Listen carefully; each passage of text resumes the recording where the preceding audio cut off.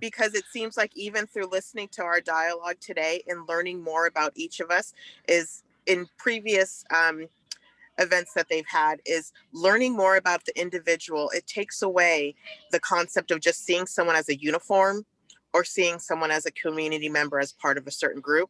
So hearing about April's experience and what her motivation was, hearing about Scott and his upbringing, both of you guys said you grew up being a minority in your own area. That's one of those things that when you get to learn about people and know that they aren't just this myopic view of what you see, it helps you understand each other more. It brings it humanizes everyone. Yeah, I would agree. And I'm actually glad to see that we have like Dante. I think you're 16, I think you were saying. It's Mm-hmm. great to see, young folks in here too in this conversation because, all of us, mostly adults, some of us older than others, but I mean, it's wonderful to see Dante in here because, I know you didn't really say anything, I didn't think, but, just hearing back what we're saying. And then, I think that's great. So I applaud you for being a part of this. Thank you very much. Thank you. Honestly, I've Oh, just he really does been. speak.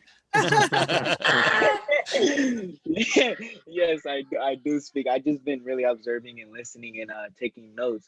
And I think one thing, it's a solution, but it's kind of just common sense. Would be just treating treating each other with respect, but also being nice to each other.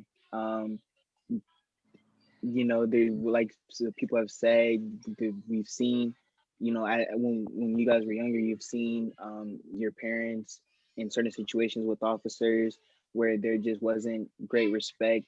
Um, and me, I've seen my dad pulled over. And my dad's older in age. He's 65.